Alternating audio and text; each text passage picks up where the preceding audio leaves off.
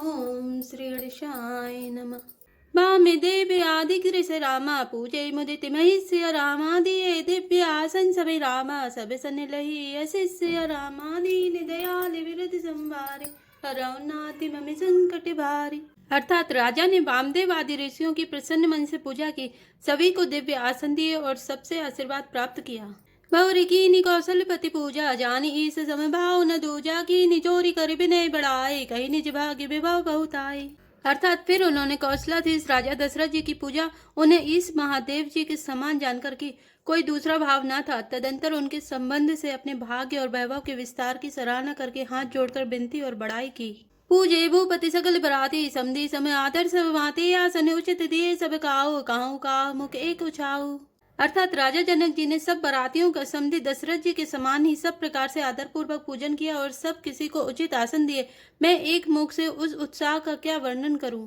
सकल बरात जनक सन्मानी दाने माने बिनती वरवानी विधि हरि तरु दिशिपति दिन राव जय जाने रघुवीर प्रभाव। अर्थात राजा जनक ने दान मान सम्मान विनय और उत्तम वाणी से सारी बारात का सम्मान किया। ब्रह्म विष्णु शिव दिक्पाल और सूर्य जो रघुवीर जी का प्रभाव जानते हैं। कपट विप्र परवेश बनाए कौतुक देखें अति सुचुपाए पूजे जनक देव समझाने दिए सुआसन बिनु पहचाने। अर्थात वे कपट से ब्राह्मणों का सुंदर वेश बनाए बहुत ही सुख पाते हुए सब लीला देख रहे थे। जनक जी ने उनको देवताओं के समान जानकर उनका पूजन किया और बिना पहचाने भी उन्हें सुंदर आसन दिए।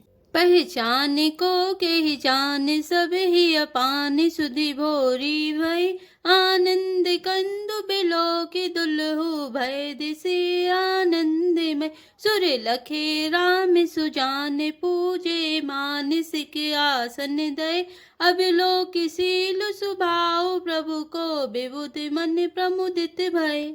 अर्थात कौन किसको जाने पहचाने, सबको अपनी ही सुध भूली हुई है। आनंद कंद दूल्हा को देखकर दोनों ओर आनंदमयी स्थिति हो रही है। सुजान सर्वज्ञ श्री रामचंद्र जी ने देवताओं को पहचान लिया और उनकी मानसिक पूजा करके उन्हें मानसिक आसन दिए। प्रभु का शील स्वभाव देखकर देवगण मन में बहुत आनंदित हुए। रामचंद्र मुखचंद्र छवि रामा लोचन चारु चकोर सिया रामा करते पानी सादर सकल रामा प्रेम प्रमोद नथोर सिया रामा दीन दयाल विरत संभारे हरो नाथ मम संकट भारी। अर्थात श्री रामचंद्र जी की मुख रूपी चंद्रमा की छवि को सभी के सुंदर नेत्र रूपी चकोर आदर पूर्वक पान कर रहे हैं। प्रेम और आनंद कम नहीं है, अर्थात बहुत है। समूह विलो की वशिष्ठ बुलाए सादर सतानंद सुनु आए बेग कुंवरी अभयान हो जाए चले मुदित मुनि आय सुपाए। अर्थात समय देकर वशिष्ठ जी ने सतानंद जी को आदर पूर्वक बुलाया। वे सुनकर आदर के साथ आए। वशिष्ठ जी ने कहा, अब जाकर राजकुमारी को शीघ्र ले आइए। मुनि की आज्ञा पाकर वे प्रसन्न होकर चले। रानी सुनी पुरोहित वाणी प्रमुदित सखिन समेत सयानी विप्र वधु कुल वृद्ध बुलाए करे कुल रीति सुमंगल गाय। अर्थात बुद्धिमती रानी पुरोहित की वाणी सुनकर सखियों समेत बड़ी प्रसन्न हुई। ब्राह्मणों की स्त्रियों और कुल की बूढ़ी स्त्रियों को बुलाकर उन्होंने कुल रीति करके सुंदर मंगल गीत गाए। नारी बेस जय सुर बर वामा सकल सुभाए सुंदरी श्यामा तिन्हि देखि सुख पावई नारी बिनु पहचानी प्राण होते प्यारी। अर्थात श्रेष्ठ देवांगनाएं जो सुंदर मनुष्य स्त्रियों के वेश में है, सभी स्वभाव से ही सुंदरी और श्यामा 16 वर्ष की अवस्था वाली हैं। उनको देखकर रनिवास की स्त्रियां सुख पाती हैं और बिना पहचाने ही वे सबको प्राणों से प्यारी हो रही हैं। बारी बारी सनिमानी रानी उमा रमा सारथ समझानी से सवारी समाज बनाए मुदित मंडप चली लवाई।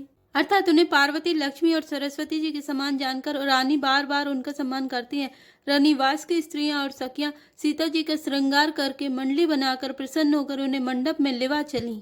चली ल्याई सीतई सखी सादर सजी सुमंगल भामिनी नव सप्त साझे सुंदरी सब मत कुंजर गामिनी कल गान सुनी मुनि ध्यान त्यागई काम को किल लाजई मंजीर नूपुर कलित कंकन ताल गति बर बाजही।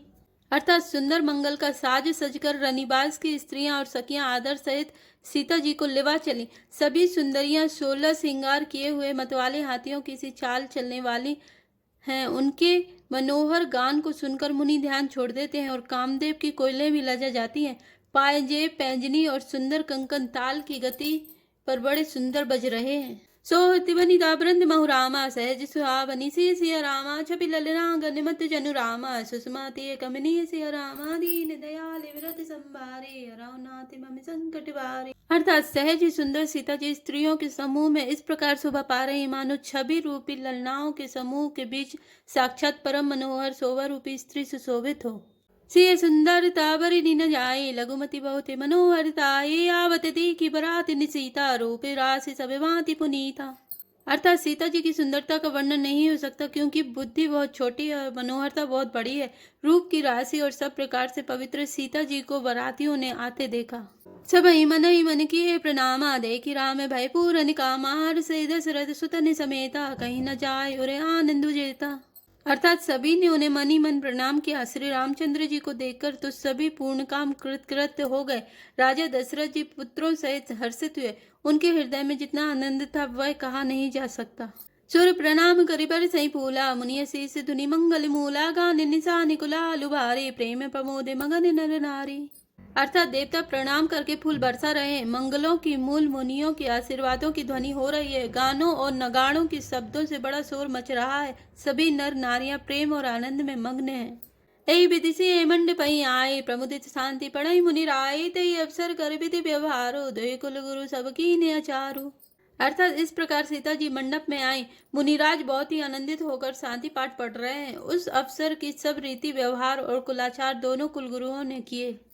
आचारु करि गुरु गौरी गणपति मुदित बेप्र पूजा वही सूर्य प्रगति पूजा ले देहि आशीष अति सुख पावहि मधुपर के मंगल द्रव्य जो जहि समय मुनि मन महु चय भरे कनक को पर कलश सो तब लिए परिचारक रहे।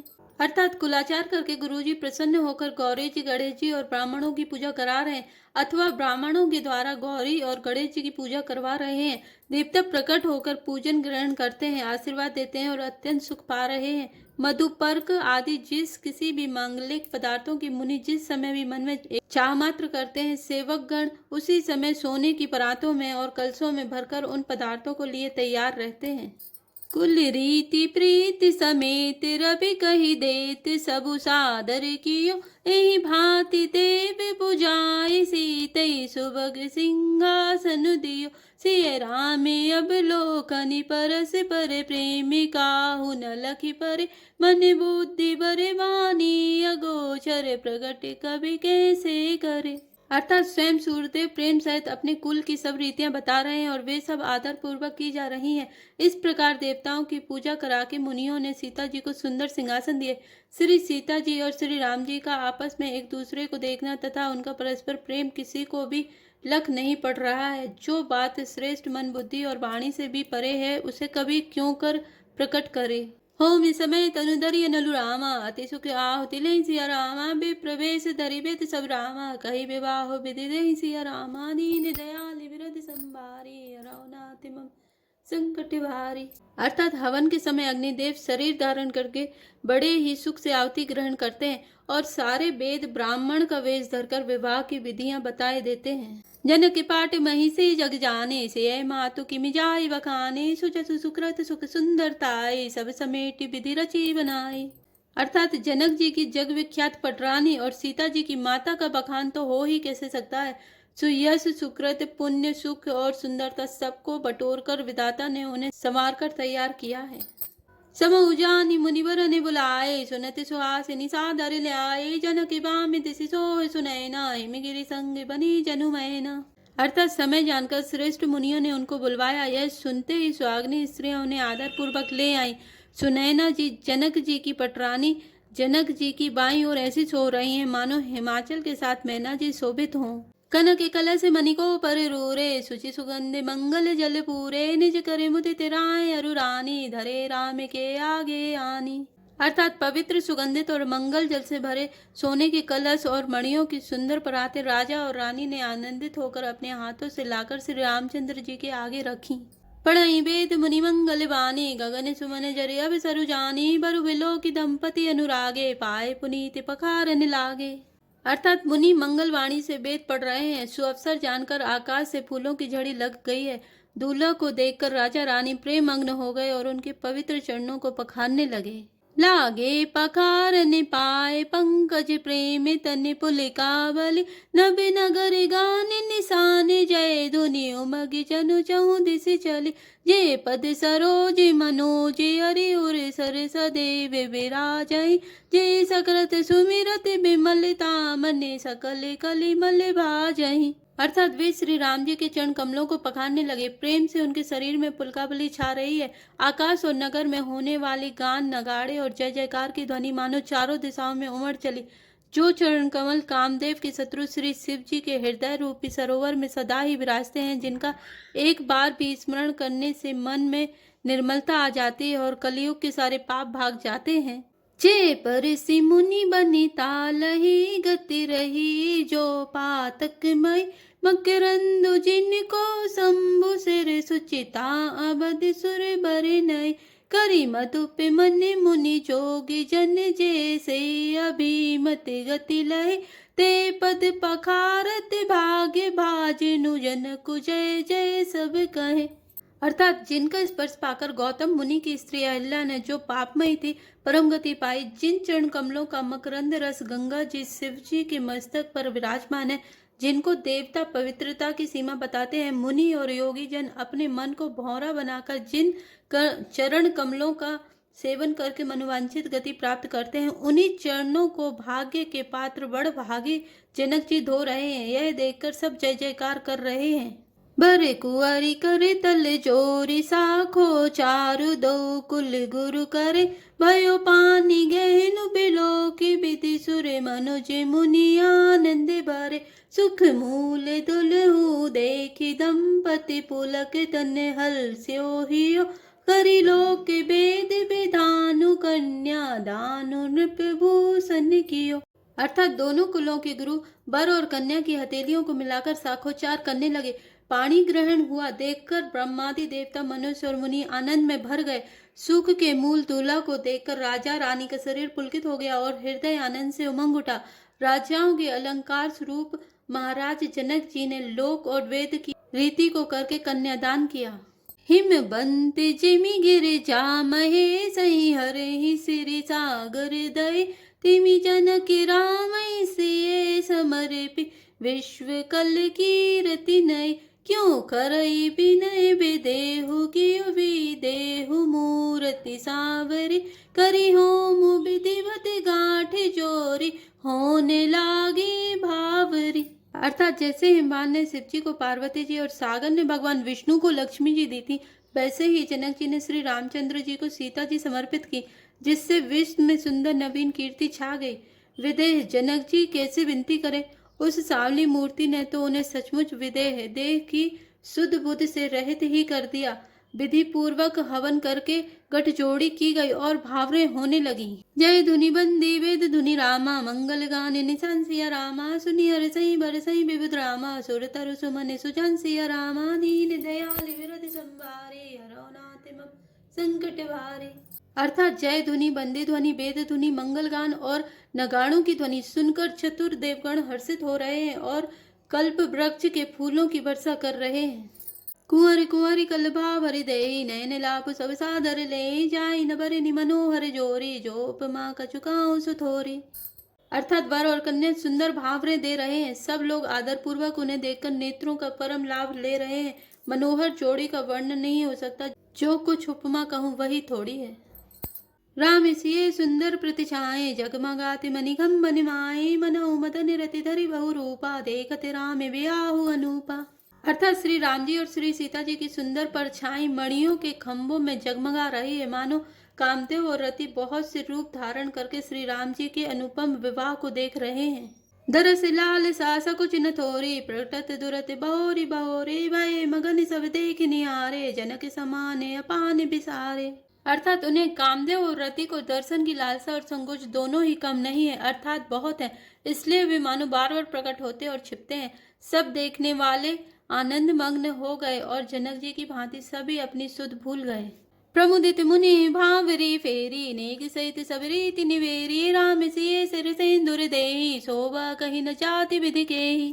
अर्थात मुनियों ने आनंद पूर्वक भावरे फिराई और नेक सहित सब रीतियों को पूरा किया। श्री रामचंद्र जी सीता जी के सिर में सिंदूर दे रहे हैं, यह शोभा किसी प्रकार भी कही नहीं जाती। अरुण पराग जलजु भरी नीके ससे भूसे अहिलोभ अमी के बहुरी वशिष्ठ दीनी अनुशासन बरु दुल्हनी बैठे एक आसन। अर्थात मानो कमल को लाल पराग से अच्छी तरह भरकर अमृत के लोभ से सांप चंद्रमा को भूषित कर रहा है। यहाँ श्री राम के हाथों को कमल की, सेंदूर को पराग की, श्री राम की श्याम भुजाओं को सांप की और सीता जी के मुख को चंद्रमा की उपमा दी गई है। फिर वशिष्ठ जी ने आज्ञा दी, तब दूल्हा और दुल्हन एक आसन पर बैठे। बैठे बरासन राम जानकी मुदित मन दशरथ भय तनु पुलक पुनि पुनि देखे अपने सुकृत सुर तरु फल नय भरि भुवन रहाउ छाहु राम विवाहु भास बेही का केहि भांति बरनि सिरात रसनाए कियहु मंगल महा। अर्थात श्री राम जी और जानकी जी श्रेष्ठ आसन पर बैठे। उन्हें देखकर दशरथ जी मन में बहुत आनंदित हुए। अपने सुकृत रूपी कल्प वृक्ष में नए फल आए देखकर उनका शरीर बार बार पुलकित हो रहा है। 14 भुवन में उत्साह भर गया। सबने कहा कि श्री रामचंद्र जी का विवाह हो गया। जीव एक है और यह मंगल महान है। फिर भला वह वर्णन करके किस प्रकार समाप्त किया जा सकता है।